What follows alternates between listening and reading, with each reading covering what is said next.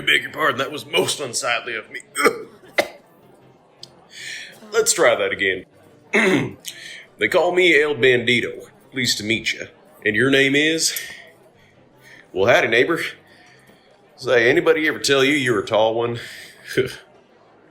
Well, as long as the good Lord's pleased me with your acquaintance, I wonder if you might be willing to help me with a riddle that's been perplexing my mind for at least the last 4 nights or so.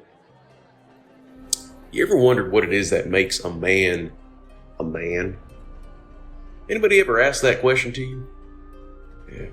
Some folks reckon it's the speed at which he moves his body like a swift coursing river through the land. As if we got anything out here other than whiskey anyway. Others reckon it's the strength he has in his arms, like a fire raging over them dog hills. Others say it's the mystery behind his eyes, with the dark side of the moon.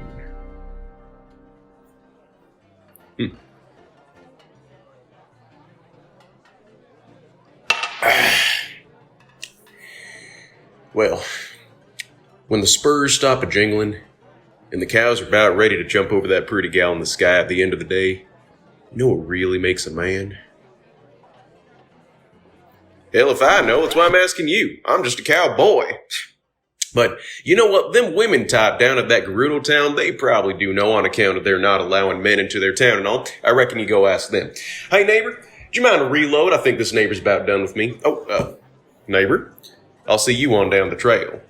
No matter what it is that actually makes a man at the end of the day, one thing's for certain, as most Zelda fans know by heart, the Gerudo women of Gerudo Town do not, under any circumstances, permit access to men. Well, with one exception. You see, there's only ever been one man, or really one kind of man, permitted access within the town. Well, that and the hero of time after he completed their trials. But let me explain what that means real quick, just in case some of you watching were introduced to the series from just the latest game, Breath of the Wild. You see, according to the game, the Gerudo race has only ever been made up of women, except for one time way in the past, like over 10,000 years ago, when Ganon manifested as a male Gerudo. There's actually a lot more to the story. See, if we read about the history of the Gerudo in the Creating a Champion literature, the section that covers their distant past gives Ganon's backstory a bit more detail. Instead of Ganon existing first and then manifesting as a Gerudo, it flips it and states that there was first a Gerudo that then transformed into Ganon. This Gerudo's name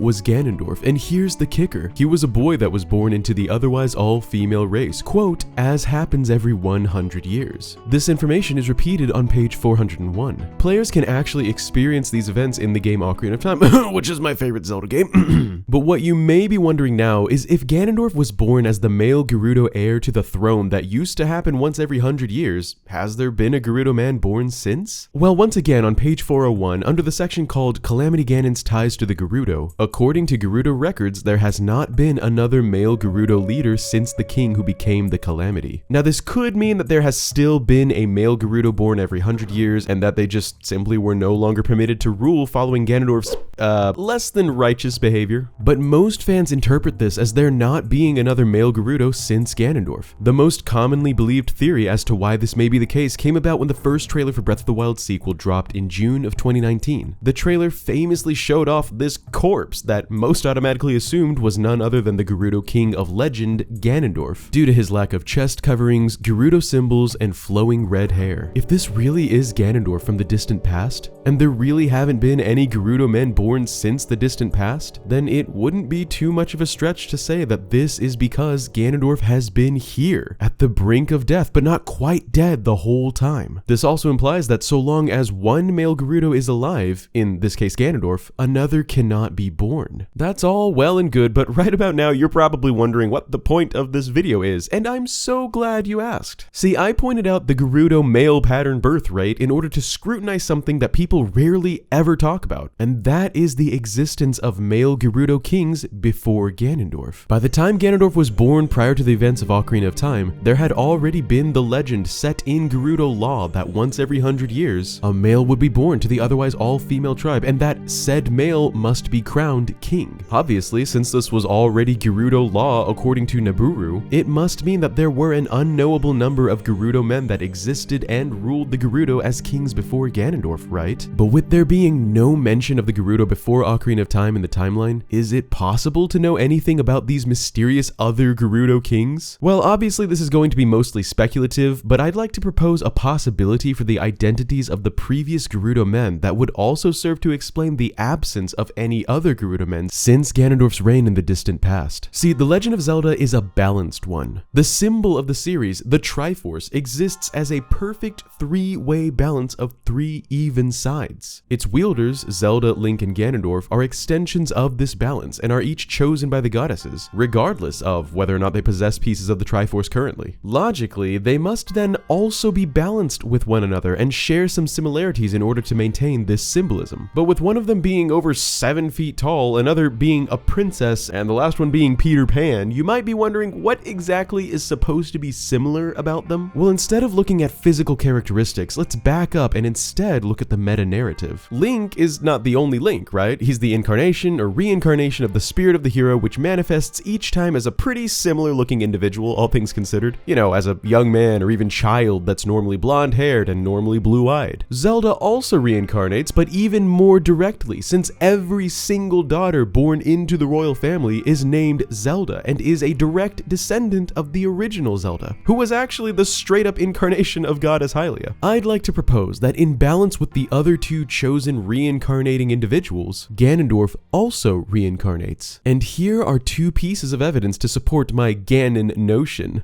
Get it? Anyway, the first one is perhaps a bit debatable since some fans actually don't take Four Swords Adventures as canon, but in that game, which takes place following the events of Twilight Princess and therefore the death of Ganondorf in the child timeline, there actually was another male Gerudo born, and his name was Ganondorf, who went on to, you know, turn into Ganon and try to dominate the world and stuff. This, of course, supports the notion that he reincarnated for that game. The second proof is a bit of cut text from the game Twilight Princess, which I actually featured in my obscure Ganondorf facts video, which I'll link in the description below if you'd like to check out. The cut text happens at the end of the game when Ganondorf has been fatally wounded by Link and the Master Sword. Originally, Ganondorf was supposed to say, quote, "When the chosen ones appear, they are always born into this world in perfect balance. When this world brings forth another marked as you are, know too that it shall also be visited by one of my blood." If this doesn't scream reincarnation, I don't know what does. What's even more interesting is that he implies with the cut text that he will not only reincarnate like Link, but that when he does, it will be as a descendant of his own bloodline, like Zelda. And since his own bloodline would be the bloodline of the Gerudo, that means that his descendant would therefore be another Gerudo, right? Another Gerudo man once every 100 years. See, now it's all coming together. So all we have to do to figure this puzzle out is not only apply it to the Gerudo going forward in the timeline, but also going backwards, just like we can with the royal family. Since Zelda's reincarnating bloodline traces its origin all the way back to the goddess Hylia, one could then assume that Ganondorf's reincarnating bloodline traces its origin all the way back to the demon Demise. This would mean that just like the Hylian princesses before Zelda were all Zeldas, the Gerudo Kings before Ganondorf were all Ganondorfs. The question that remains, though, is that if there really were an unknowable number of Ganondorfs that existed before Ocarina of Time, then why haven't we heard about them or read about them in the ages on the timeline? I think in this case, the simplest answer is probably the correct one. And what I mean by that is that just like not all incarnations of Zelda have to rise to the occasion to save the world, perhaps not all incarnations of Ganondorf have to rise to the occasion to end it. Who knows, some of them may have actually ruled benevolently. And before I wrap up this theory, here's a little bonus speculation since I'm sure this is on some of your minds. It is true that this is all due to the curse that Demise placed on the bloodline of the goddess Hylia. And it's also true that his hatred has not only incarnated as Ganondorf, it's also appeared as other demons across the series, but that could actually have an explanation as well. If you've seen my recent theory on Demise's Master Sword, you probably already know where I'm going with this. But just in case you missed it, I'll link to it in the description below if you want to check it out in further detail. In a nutshell, nutshell though, it could be that Girahim, also known as Demise's Master Sword, or rather his living weapon, is responsible for the creation of these demons such as Vati or Malladus or Ganon, and subsequently even Malice. While his weapon is creating the demons, his physical incarnation, in perfect balance with Hylia, has manifested as the reincarnating mortal known as Ganondorf. What do you think, huh? Did we speculate and figure out who the Gerudo Kings before Ganondorf were? Or is it, you know, still completely unknowable until we potentially get a game before Ocarina of Time? Let me know in the comments below. Also, thank you so much for watching. If you enjoyed the video, please consider leaving a like, as it really helps with getting it spread around on YouTube and into the recommended pages of Zelda fans just like you and me. And make sure you're subscribed if you haven't done so already, so that you're right here for all those super sweet Nintendo stuff to come. Huge thanks as always to my amazing Bandit crew, of which I have a new name to announce. Please say hello to Ivan Knight, who has recently joined the ranks of my elite. If you watching are in a comfortable position and interested in helping these videos get made and supporting an internet weirdo like myself, please feel free to check out that join button located below, or follow the links in the description for my Patreon and merch pages. That's all I've got for this one, so as always, I hope you have a wonderful rest of your day. This is Masked Nintendo Bandit, looking forward to seeing you on down the trail, and signing out. Peace!